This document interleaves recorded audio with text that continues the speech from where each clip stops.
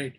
And so what's your halal certification process? For example, if I'm a food manufacturer and I come to you to get the halal certification for some of my products, how much time it will take and what's going to be your procedure, halal certification procedure?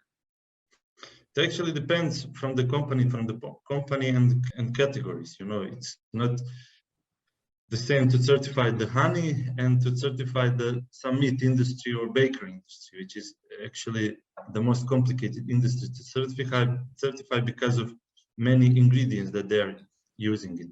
So the companies which are interesting for halal certification, they will apply to us and we will go to the process of certification with some application form to visit them, to give them some the price, to sign the contract, to do the education about halal, to do the certification audit in 2 phases. If everything is correct, then we are issuing certificate, and of course we are controlling them to do auditing and through the laboratory tests. So this was the summarize of actually the halal certification procedure, which is because of these halal accreditation standards are almost the same now around the world, especially for the halal certification bodies which are actually having the accreditation.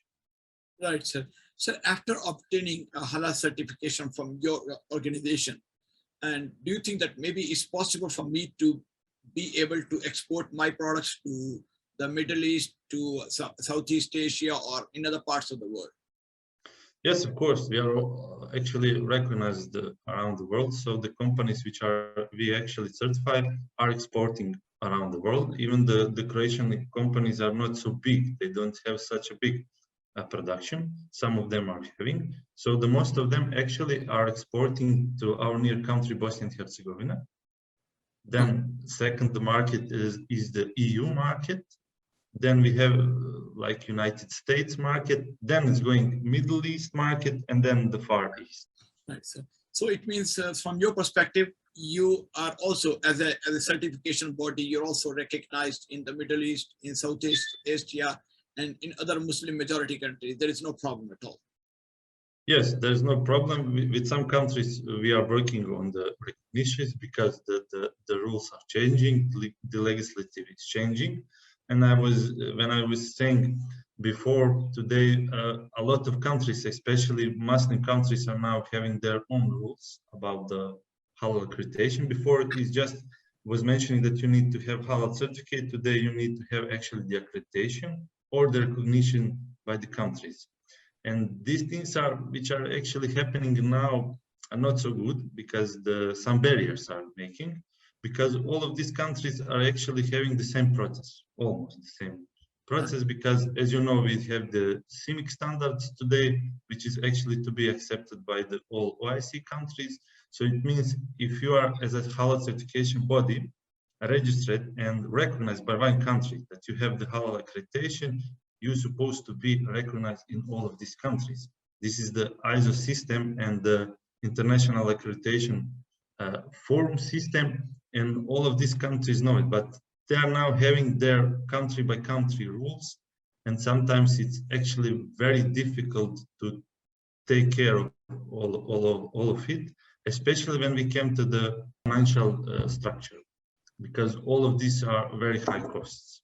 That's right, of course. To my understanding, Croatia or Zagreb, of course, is a small market.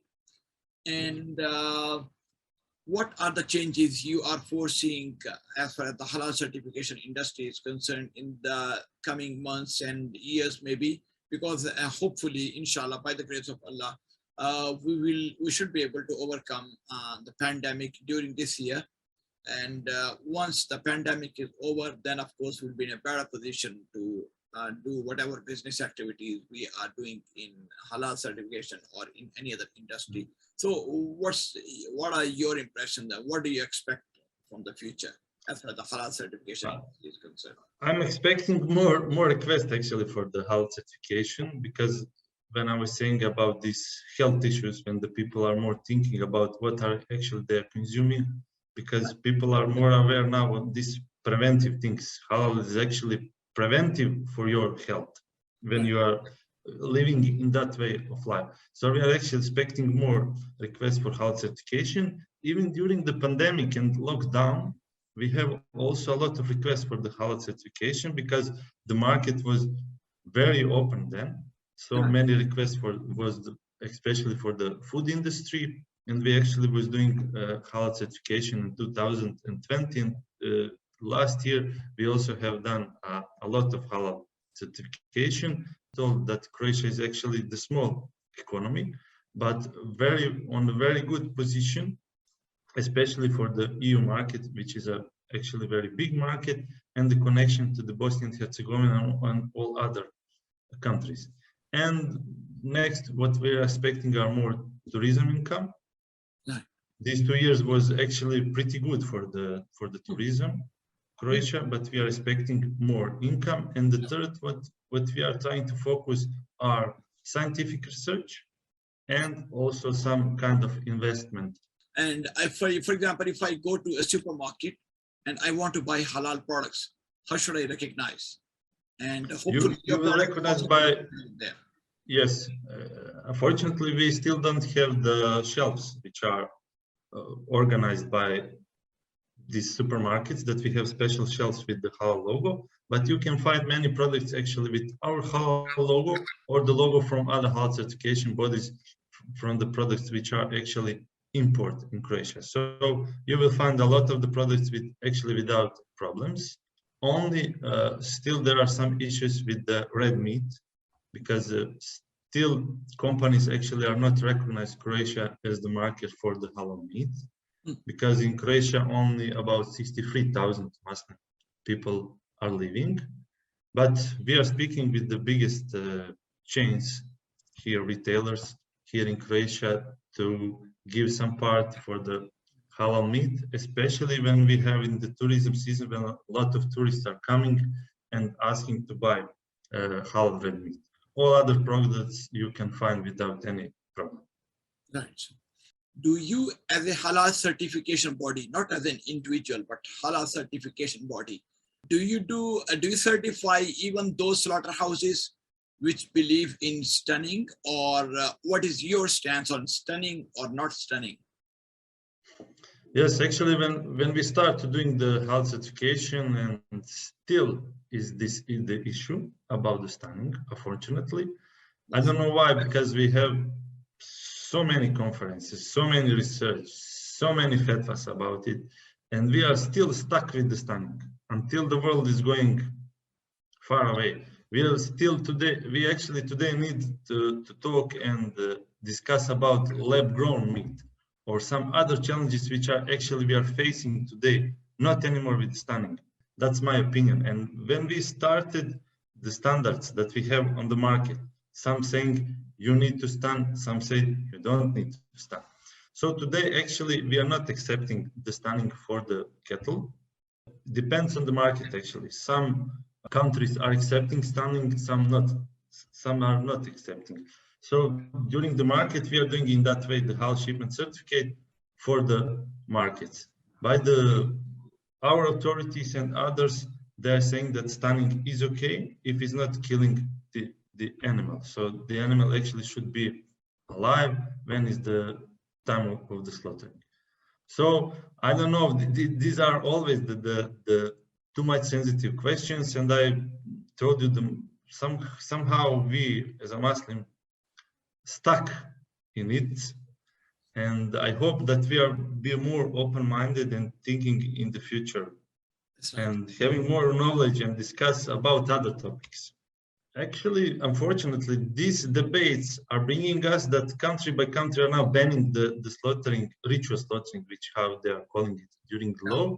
They are banning it. So we are now having debates. We are going on the court, and things are going in the wrong way. Because of that, we have the Islamophobia and other things which are making actually to Muslim people hard to live in some countries, because all of these debates and for my opinion, wrong approach, totally wrong approach. We need to discuss it more sensitive, with more arguments, with more scientific evidence, and in the way that these countries are functioning, which is the legislation system is functioning. You know, I will tell you one experience. it was the project from the EU, from the CEN, which is the Central European Standardization Organization. I was member of it through the Croatian Standard Institute. It was a challenge and it was a topic to have EU halal standard for halal food.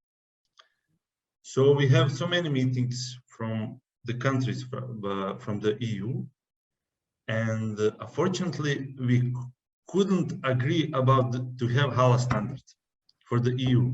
Actually, the EU gave us that opportunity, but unfortunately there was no agreement, consensus to have halal standard for the EU countries. So we couldn't use the EU legislation to have the standard. From my opinion, I was very young in that period. It was shock for me that we cannot do it. And still, I'm shocked in which some way things are functioning. That's why we have all this deviation actually on the market. That's right, sir. And sir, what do you think as halal industry professionals and governments as well and other stakeholders need to do to actually promote the halal industry, not only in Croatia, in Europe, but all over the world? What are the missing points? What are the challenges you're facing? And what should we do as professionals? As a professional, we need to do more scientific research to have more evidence about all fields actually in halal. We as a professional need to give more knowledge about halal to raise the awareness what is actually halal, and in this way we will change the view on the halal. As I told you, there is a lot of positive example that we have today, but still there's a lot of negative impact when we're speaking about halal. You know that there's also some information that from the halal certification they are working for to budgeting the terrorism and etc., which is nonsense. But this is the way how we need to act. We need to have also the good standards which actually we have, but we need to implement and work on it, and we need to take care of our behavior as a Muslim people, as a people who are living in the halal way. We need to also have more events about the halal from all the countries around the world, not just to have, you know, in one country so that you have the regional, or some countries are not coming because other countries coming where there's some political issues and etc. So the halal actually need to clean all these things. You know, I will tell you also, one time my clients asked me, how many halals do you have?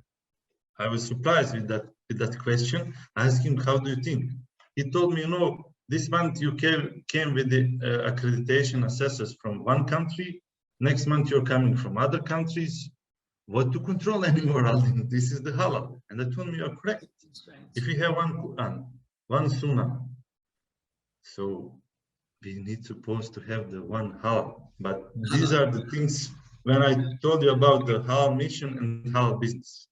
It's the first is mission, then actually the business. And we are going, if we are going to think more in that way, then it will be much easier for the Muslim people and actually for the non-Muslim. That's right, sir. As a potential manufacturer or any tourism organization like the hotel or whatever I am, I would like to get the halal certification from you. So could you please let me know why should I choose you as a certification body instead of going to your competitors? In Croatia, there's only one Islamic community. All the nationalities are on that umbrella. Right. And we have only one mufti. And the Islamic community actually has a contract between governments about all these issues, about who is the Islamic authority, who can speak about Islam, and etc. So in that way, we are the only certification organization who actually can do the halal certification in our country. We have some kind of exclusion rights to do it. So actually, it is very easy to choose, but we are also communicating a lot with our ministry. Just yesterday, I have the meeting with the Ministry of Agriculture to see how we can develop more halal in Croatia and how to export to the market. And when we are speaking about the hospitality services, in the next strategy for the tourism of Croatia, for the next 10 years, also the halal tourism is one part of it. And we are actually developing together with the Ministry of Tourism, the halal tourism in the future. And when we start doing the halal tourism, I was speaking with many hoteliers here in Croatia. In one hotel, I was 15 days to learn about all processes, how they're functioning, the hoteliers. After that, we write a rule book for the categorization of the hotels. So we have 3 categories, actually. We started in 2010. So you can choose the minimum requirements and you can choose the most requirements, which is actually the totally halal. For these minimum requirements, you will offer the services for the food and services in the your room. If anything happens with the halal, everybody will first look to us, then to that producers, because the customer is the most important in these things, and we are all doing this because to satisfy the customer who is asking for halal. Right. For example, I'm an outsider. I am not from Croatia, and I would like to enter into the market as a potential halal manufacturer. What kind of benefit do you think that I could get as a business? For my opinion, you will always not to miss to invest in agriculture, because this is something which is always missing. And Croatia is a good, let me say, agriculture production with many lands. Still, there's not a lot of agriculture production. And second is the tourism industry, to invest in some kind of hotels. Especially Croatia is having a lot of islands. So in the future, the investors can invest actually in the halal hotels on the island to have completely halal environment. There's more than 1,200 islands actually in Croatia. And there is a lot of potential to invest in this, because you know the climate is very nice in Croatia also during the autumn or in the spring, especially if you want to have a rest, not going during the peak season. During the summer, the best is come to spring and to enjoy all this beauty and climate and the air fresh and or other things. Because Croatia is a small country. For 1 hour from Zagreb, you can be in mountains, and 1.5 hours you're on the coast. So these are the things which are amazing actually for some investors who want to do it.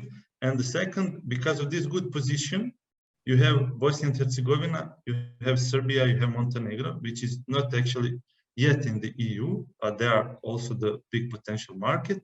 And second, you have the whole EU market, which is more than 500 million people living.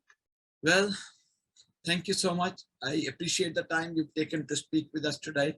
And I hope our viewers will be able to learn a lot from you. And there might be a lot of potential investors, potential customers who might be waiting for that kind of information. And hopefully, inshallah, all of us will be able to benefit from this very amazing, wonderful discussion with you, sir. Thank you so much. Thank you very much. And you are most welcome to come in Croatia, inshallah. Sure, inshallah. Thank you.